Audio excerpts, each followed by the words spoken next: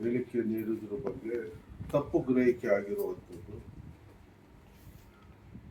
ಮತ್ತೆ ಕೆಲವರು ಅದಕ್ಕೆ ಉಪ್ಪು ಖಾರ ಆಗ್ತಾ ಇರುವಂಥದ್ದು. ನಾವು ಹೇಳಿರೋ ವಿಚಾರ ಯಾವುದೋ ಪ್ರತ್ಯೇಕವಾಗಿ ಒಂದು ವ್ಯಕ್ತಿಗೆ ಸೀಮಿತವಾಗಿ ಹೇಳಿದ ವಿಚಾರ. ನಾನು ಯಾವುದೇ ಸಂಘಟನೆಯವ್ರ ಬಗ್ಗೆ ಮಾತಾಡಲಿಲ್ಲ, ರೈತರ ಪರವಾಗಿ ಮಾತಾಡಲಿಲ್ಲ, ಸಾರ್ವಜನಿಕರ ಪರವಾಗಿ ಮಾತಾಡಲಿಲ್ಲ, ಅವ್ರ ವಿರುದ್ಧವಾಗಿ ಹೇಳಿಕೆ ನಾನು ಕೊಟ್ಟಿಲ್ಲ.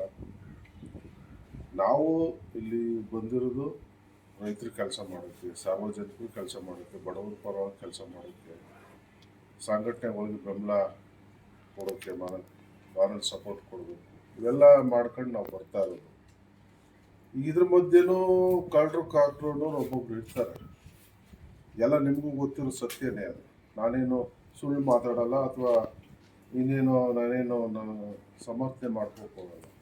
ನಾನು ಒಂದು ವ್ಯಕ್ತಿಗೋಸ್ಕರ ಅದನ್ನು ಹೇಳಿದೆ ಪರ್ಟಿಕ್ಯುಲರ್. ಅದು ಈಗೂ ಆ ಮಾತಿಗೆ ಬರ್ತಾ ಇದ್ದೀನಿ, ಅದರಲ್ಲೇನು ನಾನೇನು ಮಾತು ಕದಿಯಲ್ಲ. ಆದರೆ ನಾನು ಗೆದ್ಲಿಗೆರೆಯವ್ರ ವಿಚಾರನೂ ಮಾತಾಡಲಿಲ್ಲ. ಗೆದ್ಲಿಗೆರೆಯವರು ಅವ್ರ ಸಭೆ ಸೇರಿದಂಥ ಸಂದರ್ಭದಲ್ಲಿ ನಾನೇ ಅವ್ರಿಗೆ ಸುನಂದಮ್ಮವ್ರಿಗೆಲ್ಲ ಮಾತಾಡಿದೆ. ಏನು ಸಮಸ್ಯೆ ಆಗಿದೆ ನಿಮಗೆ, ಚರ್ಚೆ ಮಾಡುವ ಬನ್ನಿ, ಏನಾದ್ರು ಅದರಿಂದ ಸಮಸ್ಯೆ ಆಗುತ್ತೆ ಬನ್ನಿ, ಏನೋ ಚರ್ಚೆ ಮಾಡೋ. ನೀವು ಅಲ್ಲಿ ಸಭೆ ಸೇರ್ಕೊಂಡು ಏನೋ ಮಾತಾಡೋದ್ರಿಂದ ಏನೋ ಅದಕ್ಕೆ ಸೊಲ್ಯೂಷನ್ ಸಿಗಲ್ಲ ಅಂತ ನಾನು ಊರಲ್ಲಿ ಇರಲ್ಲ, ಬಂದ್ಮೇಲೆ ಮಾತಾಡೋಣ ಸೇರಿ ಅಂತ ಅವ್ರಿಗೆಲ್ಲ ಮಾತಾಡಿದ್ದೆ.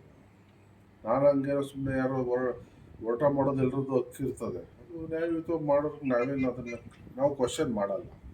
ನಾನು ಅವರು ಅಂಥ ವಿಚಾರ ತಿಳಿದ ತಕ್ಷಣ ನಾನು ಅವ್ರಿಗೆ ಮಾತಾಡಿದೆ, ಬನ್ನಿ ಚರ್ಚೆ ಮಾಡುವ ಆಗು ಹೋಗು ಬಗ್ಗೆ, ಮುಂದಿನ ನಿರ್ಧಾರ ನೋಡೋಣ, ಆಮೇಲೆ ಸೊಪ್ಪು ಅಧ್ಯಯನ ಮಾಡಿ ನೋಡುವ ಅಂತ ಹೇಳಿದೆ ಅವ್ರಿಗೆ.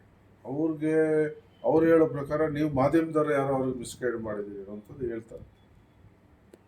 ನನಗೆ ಮತ್ತು ಕೇಳಿದೆ, ಯಾಕೆ ನೀವು ಸ್ಟ್ರೈಕ್ ಮಾಡಿ ನನ್ನನ್ನು ಕೇಳಿ ಅದೇನು ವಿಚಾರ ರಿಯಾಲಿಟಿ ಹೇಳ್ತೀನಿ, ಇಲ್ಲ ಮಾಧ್ಯಮದವರೇ ನಮ್ಗೆ ಹೇಳಿದ್ರಲ್ಲ ಹೇಳ್ತಾರೆ.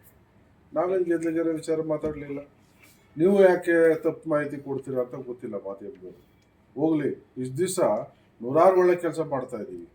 ಇದು ಯಾವುದೇ ಪ್ರಿಂಟ್ ಮೀಡಿಯಾ ಬೆಂಗಳೂರವರು ಇನ್ಯಾವುದೋ ಟಿ ವಿ ಚಾನಲ್ನವರು ಅದ್ರ ಬಗ್ಗೆ ಒಂದು ದಿವಸನೂ ನ್ಯೂಸ್ ಬಂದಿದ್ದು ನನಗೆ ಗೊತ್ತಿಲ್ಲ.